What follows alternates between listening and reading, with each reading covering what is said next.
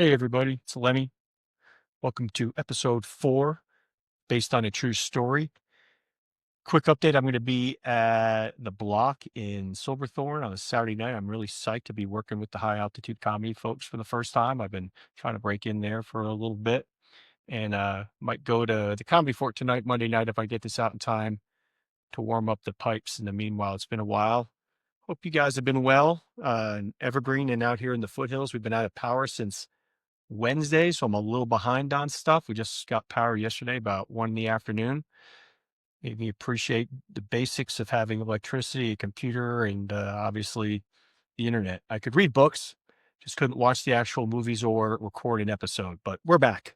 The movie in the book we're talking about, the movie was Catcher Was a Spy, came out in 2018, based on the book The Catcher Was a Spy, subtitled The Mysterious Life of Moe Berg, which came out in 1995. This is more a movie review than one about historical relevance, just because there's so much more to talk about regarding the latter than the former. The first 125 pages of the book are about Moe Berg's, I can't remember, 15 to 19-year career in Major League Baseball as both a player and a coach. He was a utility catcher for that entire time.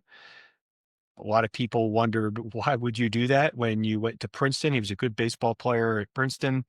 He went to Columbia Law School, and we'll get into just the weirdness of this guy, but not terribly weird. Would just be that it afforded him a lifestyle that he really appreciated. It didn't inspire him much. He played baseball. He earned a living wage, and the rest of the time he read newspapers and and bounced around and freeloaded a lot, which we'll also get into.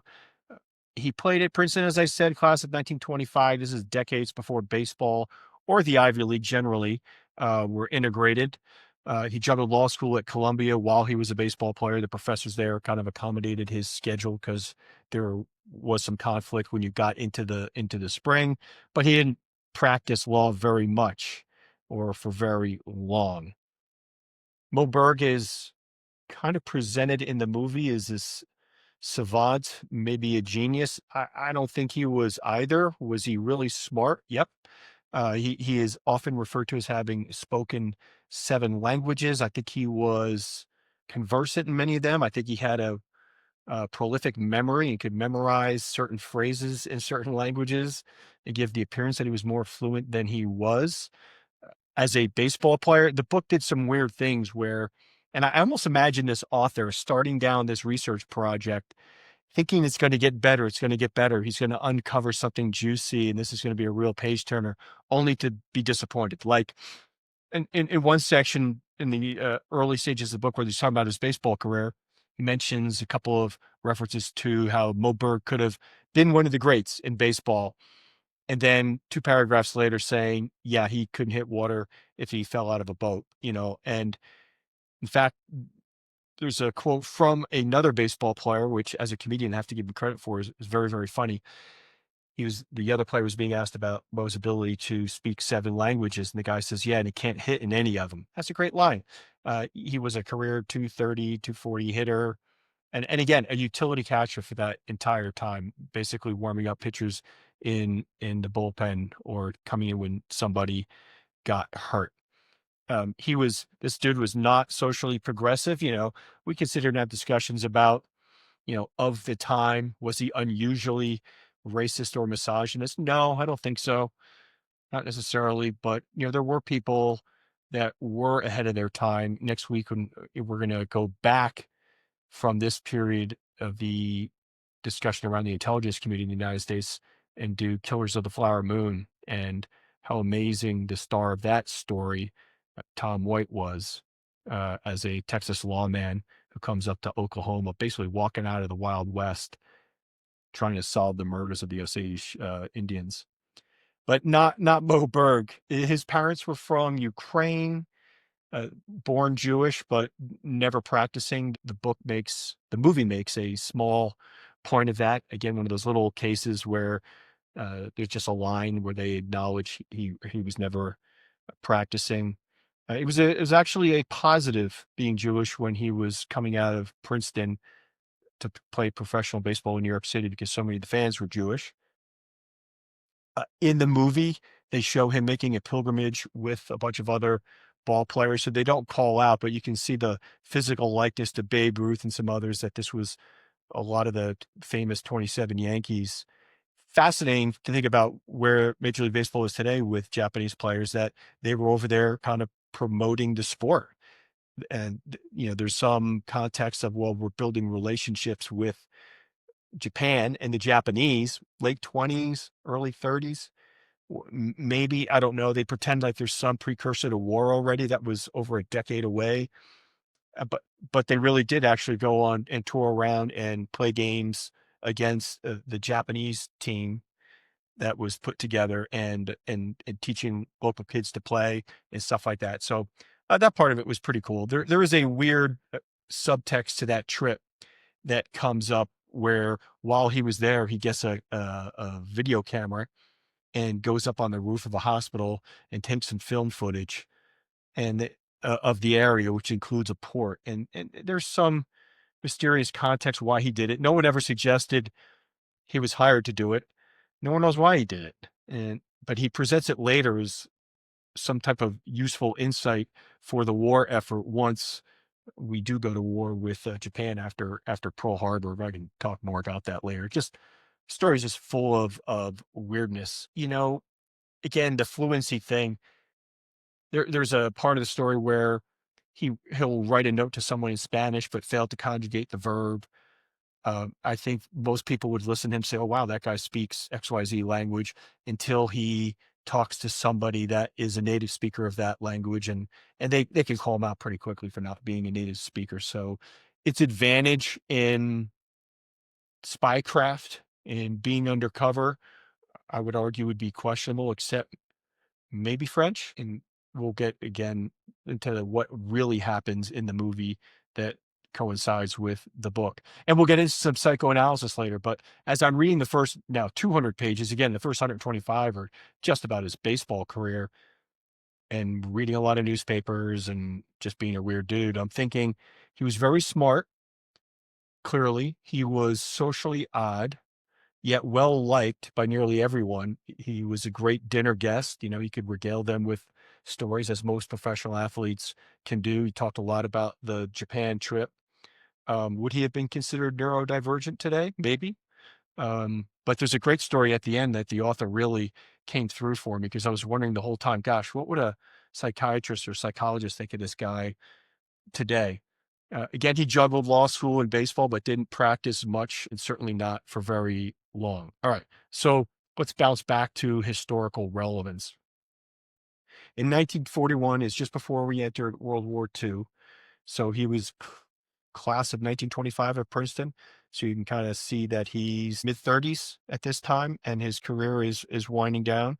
FDR wanted a U.S. version of Britain's MI6. He wanted some type of espionage capabilities for the United States. And again, that's where I'm positioning this episode, in front of like 4 to 5 weeks of stories about U.S. intelligence agencies as they evolved, or quote unquote intelligence agencies. And next week, we'll go back to the beginning with Killers of the Flower Moon, at least, yeah, largely the beginning, but especially for the FBI. But for now, we're early days of World War II for the U.S. This Bill Donovan founds what's called the OSS, the Office of Strategic Services. Nelson Rockefeller starts the Office of Inter-American Affairs, which dealt mostly with intelligence and propaganda, I think in concert with the FBI, and also mostly in Latin America. The FBI, as we'll learn next week, has already existed under J. Edgar Hoover. And unlike today, I believe, because there was no CIA yet, there was no real international capability. The FBI could operate outside the U.S. and was doing so at that time in Latin America. And the OSS was getting the rest of the world outside of Latin America.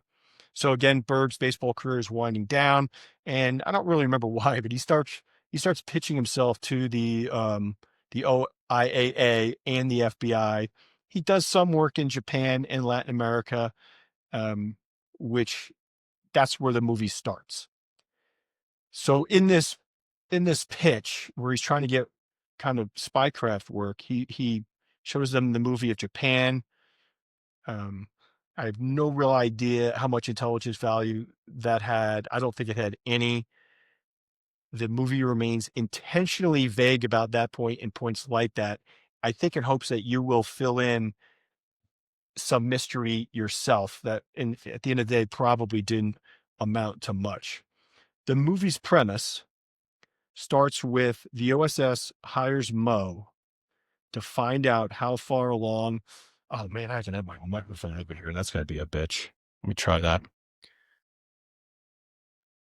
Hopefully I can fix that. So the OSS hires Moe to find out how far along the Germans are in getting the bomb. Okay. And this is like 1944 already. So very, very late in the war. Part one of the job is he's going to start with physicists. When I say scientists, these are all physicists in Italy, and some German scientists who were still find out if they're alive and where Germans are, the Nazis specifically are in the research to get the bomb. Okay. So he's going to Italy, and the U.S. military, though, is already there and controls much of the country. So there's like a scene of him like rowing in at night, like SEAL Team 6 to the shore. I don't think any of that happened. There are earlier scenes where he's doing like hand-to-hand combat training with U.S. soldiers. I don't think any of that happened. He's older by now. His knees are shot, from being a catcher. It just doesn't really add up. He's being hired because he's presumably very bright and has these foreign language skills, and he's a likable guy. And that may be a subtext too, to how these, Ivy League organizations, and a lot of them were. I mean, if you go back and look, I think we're going to find out with these intelligence agencies, they recruited heavily from the Ivy League. So it's almost like the intelligence agencies were an old boys club, just like the Ivy Leagues were, if that makes sense. So he was a likable guy. He was an athlete, and in the OSS brought him on board. So now there are already oddball stories about his behavior. And at this point, like what I tend to do is I'll read half the book, watch the movie, read the other half of the book. So everything is as current as possible.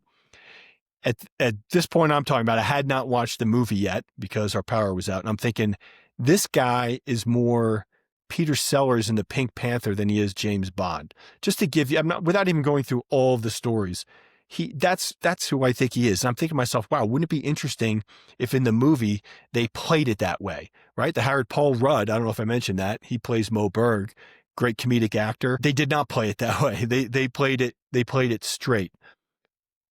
Espionage seems to have played a similar role to Berg that baseball played, which is a means to hang out, a means to an end.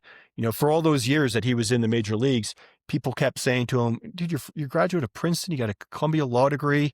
What are you doing hanging around as a utility catcher in the major leagues for 15 years? Well, it was enough. It was a living wage. He wasn't getting rich, but he could hang out and read a lot of papers and travel. And he did evidently just love baseball. He loved being around the game. And then there are stories when he gets to Italy, and then later we'll talk about Switzerland. He gets to Italy to find the scientists and start the process of finding out who's alive and how close the Germans are to getting the bomb. It sounded like a vacation. He got an Alfa Romeo. He's cruising around. He's doing a lot of touring, if you will, not a lot of espionage. The story jumps to an OSS strategy to either kidnap or kill the German scientist Werner Heisenberg, who is believed to be the brains behind any German attempt to build the bomb. He's like the senior physicist over there. And this is, by the way, this is not Walter White, Breaking Bad Heisenberg. This is the Heisenberg of the uncertainty principle, where you can't know the position or the momentum of a particle at the same time for a host of reasons, my favorite of which is just that trying to measure them inherently disturbs them. I don't know why I tend to remember only that part of it, but that's who Heisenberg was. So he's in Italy. He's meeting with scientists. They're sharing information. He's sending it back to Washington, not learning much at this time. So what happens is it comes down to Heisenberg. So Berg gets himself invited to a public talk that Heisenberg is given in Switzerland, which is, of course, a neutral country during the war. The idea supposedly is listen to the presentation, go in undercover, and he goes in as a 38-year-old student for some reason. But he was juggling identities according to the book, and that's just one that he settled on. Listen to the talk, and if you hear any of a certain number of key phrases about the physics that would lead you to believe that the Germans are close to getting the bomb, Moe Berg is supposed to stand up and shoot him and kill him in front of everybody, which defies logic for so many reasons. It's not exactly spycraft, is it? I mean, boy, I don't know. But that's the one piece of this story that no one seems to refute. That the OSS gave him a gun and a cyanide capsule. So he wouldn't be captured. If he was captured by the Nazis, he wouldn't reveal anything about where the U.S. was in terms of getting the bomb. So again, it defies logic, but that's the one part of the story no one seems to outright refute. No one seems to deny that those instructions were given. So the comical piece is, so he goes to Switzerland, and again, the movie shows him like climbing over mountains with sheep herders and sneaking in. I don't know that any of that happened. Again, Switzerland was neutral. He was trying to go in undercover. So, I don't know. Could he have flown in, taken a train in and maintained that? Probably. Again, it was 1944, there weren't cameras everywhere. There was no internet. There weren't people with cell phones. And while Americans did know who he was, if you were a fan of baseball was small enough and he was around long enough that you probably knew who Moe Berg was. And there was a scene where he was interacting with soldiers overseas, playing a pickup game of baseball. And eventually, he throws the ball really hard, like, oh, who's that guy? He's better than he should be. And, oh, that's Moe Berg. So there was some of that. But anyway, scientists didn't know who the heck he was, especially not in Italy or Switzerland. But he goes to the presentation and he's sitting there listening. And according to the book, this is crazy. This is why I question the whole supposed plan the OSS put together. Supposedly neither his German is good enough, nor his understanding of physics is good enough, because the presentation was given in German, that he would have been able to recognize the critical details that would have cued him to stand up and kill Heisenberg. He was literally dependent on, there was another Italian scientist and another OSS agent there also, that guy undercover, listening. He was really dependent on them saying, hey man, they're close. You got to kill this guy, which did not happen. He didn't say anything in the presentation to alert any of the three that the Nazis were close to getting the bomb. So Heisenberg survives the presentation. And kidnapping honestly didn't make sense because the U.S. already had like 100 scientists working on the Manhattan Project. So the Heisenberg wouldn't have made evidently much of a difference. Once again, Switzerland and Italy appear to have been a vacation for Berg, largely, like a means to an end. So the war ends in Europe, very soon thereafter. And we find out that the Germans weren't really close. But the Cold War begins, and the espionage effort shifts to not letting anyone else get the bomb, which of course failed. His boss, a guy named Dix, nominates him for the Medal of Freedom. The book says the nomination is, and I quote, filled with mistakes, exaggerations, and several quarts of hyperbole. Moe ends up turning down the offer for the Medal of Freedom for what it's worth. They make that point at the end of the book. But again, part Pink Panther, part Forrest Gump, this guy, and without going into all the details of the book, although I could just to get you to not read it. After World War II, the OSS people become part of what's known as the Special Services Unit, the SSU, which is short-lived and didn't want Berg anyway. And the SSU is replaced soon thereafter by the CIA. Again, more on that in the weeks to come. Just to put it in numbers terms, the OSS during the war effort had 13,000 people. The CIA kept 1,300. Again, Berg was not one, although he begged the CIA for work. He got a little, mostly he racked up expenses. His performance wasn't great. He just spent a lot of money. So let's get into the personal side of Moe Berg, the movie left out, just because it's so distinctly different from the character portrayed in the movie. Not that it's historically relevant, but it's such a divergence from reality, what they portrayed in the movie.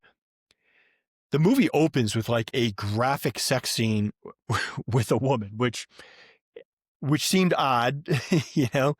And then the movie makes 3 quick references to Moe being gay, which all were likely true. He did have flings, according to the book, with women throughout time. No serious, came close in one relationship, but he just wasn't. He wasn't that guy, and we'll talk about his psychosis later. But the movie makes way more out of him being potentially gay than the book, which left that potentiality to the very end. He was always broke and had some run-ins with the IRS. Like, he made this investment in a business, some manufacturing company.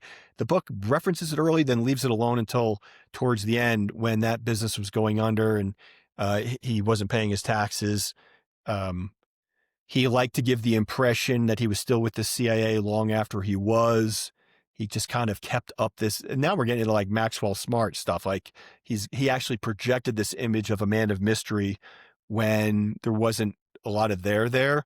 He kind of bounced around. I call it from couch to couch, where he would run into somebody intentionally, I think, someone he knew from his past.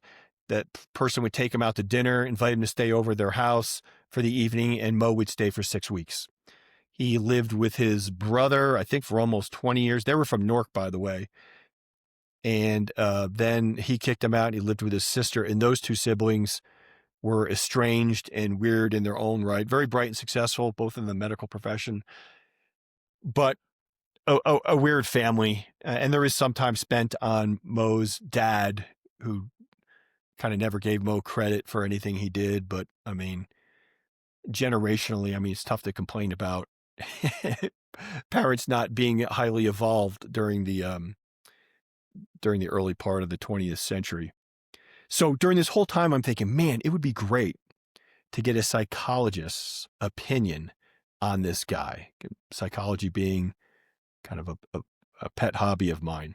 And bless the author, Nicholas Dawidoff, if I'm saying his name right. He did it in the end. He had somebody look at this guy's profile, and I'll just read it to you. Well, actually, the guy just said there was some diagnosis of him, Moe Berg, being schizoid, which refers to the schizoid personality disorder.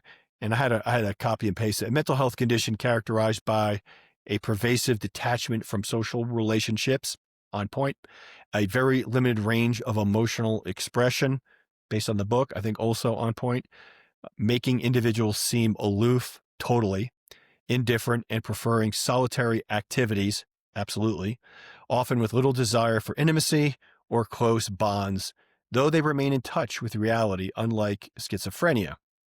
Key symptoms include preferring solitary activities, lack of interest in sex or praise/criticism, and choosing jobs, hobbies with minimal interaction, basically sitting around and reading 10 newspapers a day. He did like praise, though. As a small note, he kind of soft that, I thought, a little bit, right up until he declined the Medal of Freedom.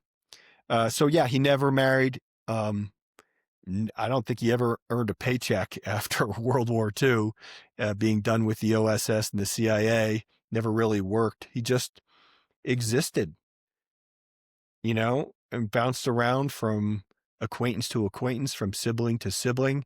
And I'm talking for decades, And if someone promoted the Moe Berg myths, he did nothing to refute them. He had this weird habit of, like, someone would come up and ask him about where he'd been or what he'd been doing, and he'd put his finger to his mouth and go shush him and turn and walk away. I mean, I don't know, man. Weird dude, weird movie. It's a odd introduction to the U.S. intelligence services, which are important, and we're going to get into a lot in the next few weeks. I've got a bunch of books and movies I'm really excited about sharing. More so than The Catcher Was a Spy, starring Paul Rudd, in a straight play on the former Major League Baseball player Moe Berg, but could have equally been played as the Pink Panther via Peter Sellers. So anyway, hope you guys had a better 4 or 5 days without power than I did. Hope to see you out there. See you next week.